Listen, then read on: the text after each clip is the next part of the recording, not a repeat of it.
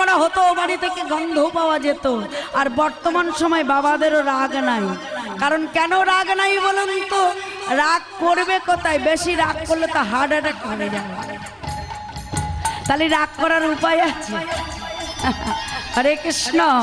আগেই বলেছি কীর্তন শোনার মতো ধৈর্য নাই। শ্রবণাং কীর্তনাং পাদন্ত সেবনাং, তারপরে অর্চনা, তারপরে বন্ধনা, দাস্য সঙ্গত্মা নিবেদনাং ইতে পংসপ্পিত ভক্তি চেত নবলক্ষণ। নবলক্ষ হতে গেলে সেই ডাকাত হরিদাসের হয়েছিল, সে ডাকাতি করে ভগবানকে পেল। আর আমরা সদাচারী হয়েও ভগবানকে পাচ্ছি না।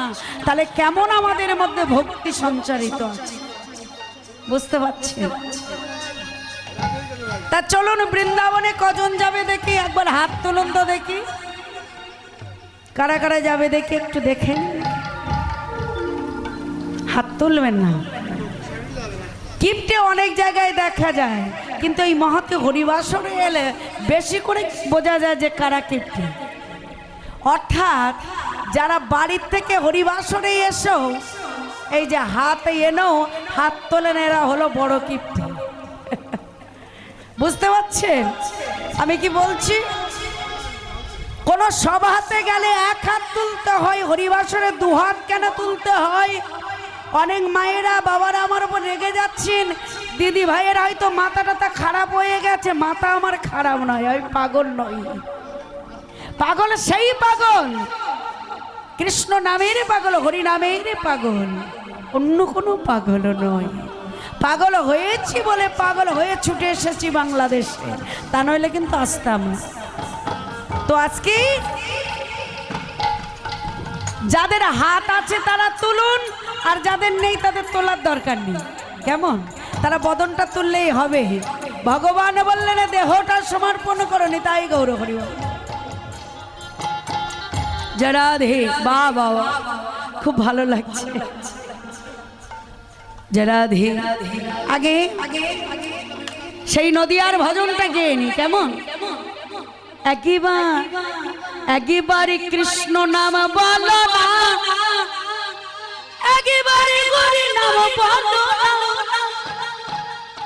এই হরি নাম জপয় বেটা, এই নাম জীবনের সাধনা। ও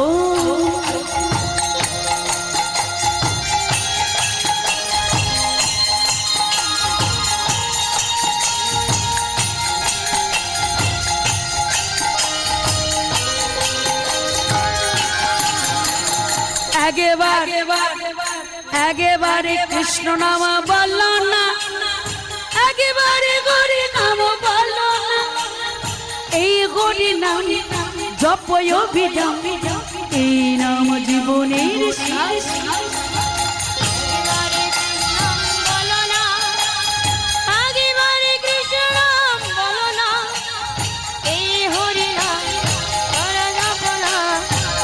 নামে জীবনের সাধনা, হরি নামে বলো না, একেবারে কৃষ্ণ নামে বলো না, এই হরি নাম জপয় বিরাম, এই নাম জীবনের সাধনা। হরি বল হরি বল হরি বল হরি বল ভাই, হরি নাম ছাড়া জীবের আর গতি নাই। হরি বল হরি বল হরি বল ভাই, হরি নামে বিনা জীবের আর গতি নাই। দেখেছেন? একটু হাত তুলে নামিয়ে দিচ্ছেন, তাহলে ধৈর্যটা কত কম। মহাপ্রভু 500 বৎসর উঁচু করে দাঁড়িয়ে আছে, তার কষ্ট হয় না। আর আমরা মানুষ, আমরা 1 সেকেন্ড তুলতে গেলে আমাদের কত কষ্ট।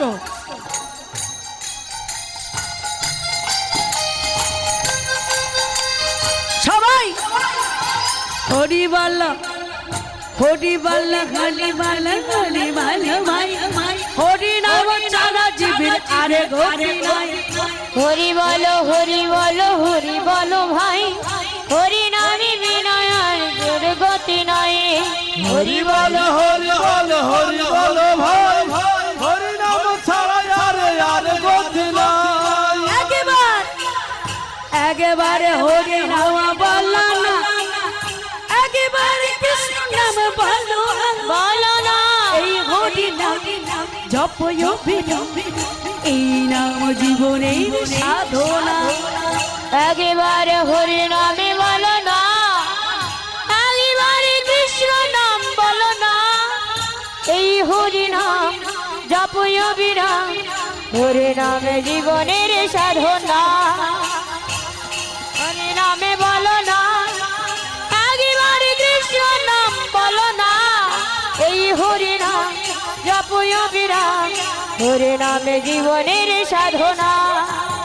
পৃথিবীতে সব কিছু রবে থাকবে না, একদিন ছেড়ে চলে যাবে, পৃথিবীতে সব কিছু রবে, একদিন সব ছেড়ে যাবে।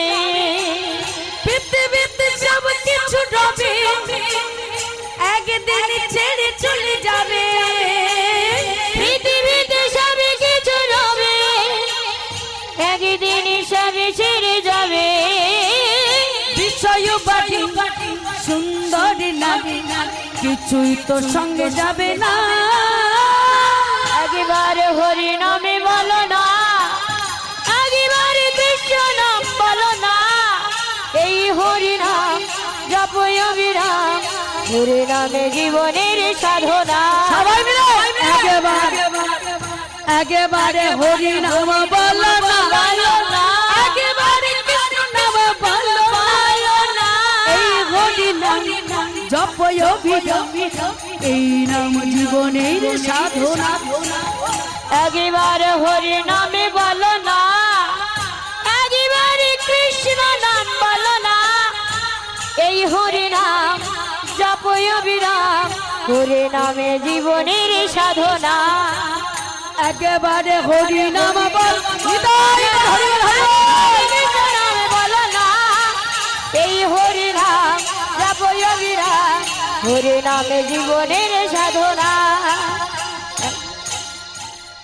আজকে এই হরিনাম কৃষ্ণ নাম গাইতে গাইতে নববৃন্দাবন অর্থাৎ নূতন বৃন্দাবন কাকে বলা হয় চৈতন্য চরিতামৃত প্রমাণ দিয়েছেন। নবদ্বীপ কেন গ্রাম ত্রিভুবনে নাই, যেখানে অবতীর্ণ শ্রী চৈতন্য। আজকে সেই নবদ্বীপ ধামে হরিনাম কৃষ্ণ নাম গাইতে গাইতে বৃন্দাবনের পথে অগ্রসর করা। কিন্তু বৃন্দাবনে যেতে গেলে রাধা ভজন করতে হয়। রাধারানী হলো আরাধনার বস্তু। রাস শব্দের কথার অর্থ কি কি বাবা? রাস শব্দের কথার অর্থ হলো দান। ধাস শব্দ করে নির্বাণ, অতি মর্মান্তিক কথা এগুলো, এটা আমার মুখের কথা নয়। রাস শব্দে দান, ধাস শব্দে করে নির্বাণ।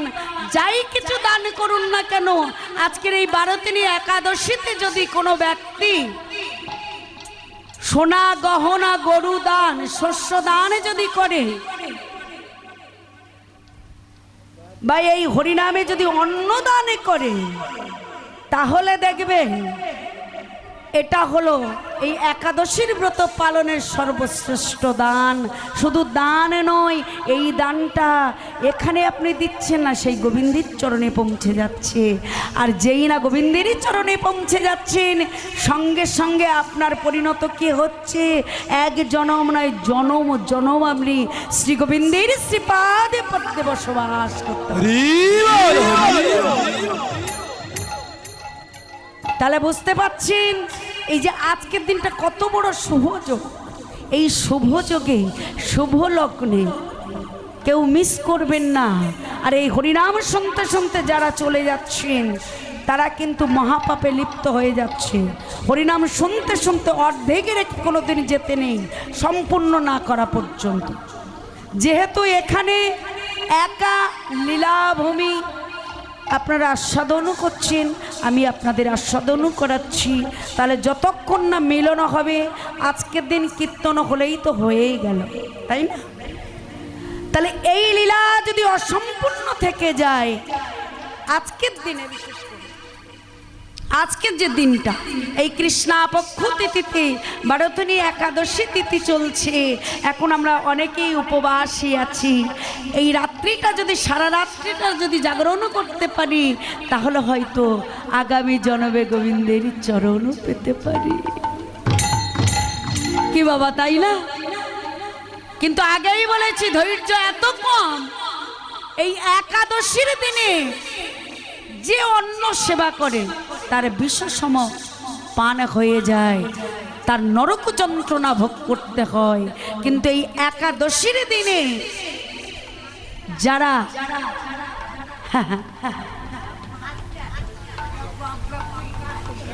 যারা একাদশীর দিনে একাদশী সঠিকভাবে পালন করেন তাদের শত শত জন্মে কুকর্ম পাপ সমস্ত কিছু বিনষ্ট হয়ে যায়। এই বারোথনী একাদশী এত সুন্দর একটা সুন্দর দিন, তাই আপনারা সময় নষ্ট করবেন না।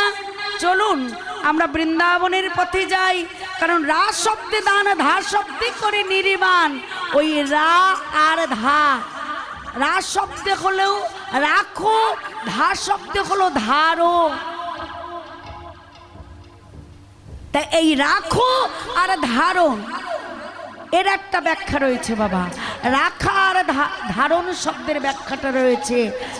সা মানে যেমন সাধু, যখন আমরা গান বাজনা শিখি প্রথমে তাহলে কি করি, ছেলে মেয়েরা ছোট ছোট ছেলে মেয়েদের কি করাই, সারে গামা সাধাই, সাধাই না বাবা।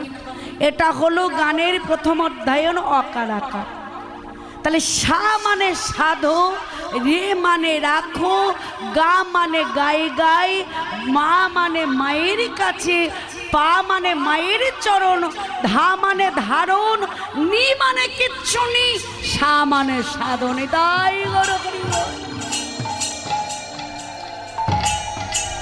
তাহলে দেখুন, তাহলে বলছে ধারণা রাখো। যদি রাখতে যদি হয় 10 টাকা আয় করলে 2 টাকা অন্তত গোবিন্দের জন্য রাখো, তাহলে আগামী জন্মে আবার পকেটে হাত দিলে পাবে, না হলে পাবে না। পাওয়া যাবে। এখানে যে এই যে দাদা ভাই যারা অনুষ্ঠান করছেন, আমার কমিটি পক্ষ দাদা ভাইরা, এদের যদি গত জন্মের না স্বীকৃত থাকতো তাহলে কিন্তু এরা এই হরিনাম যজ্ঞ কিছুতেই করত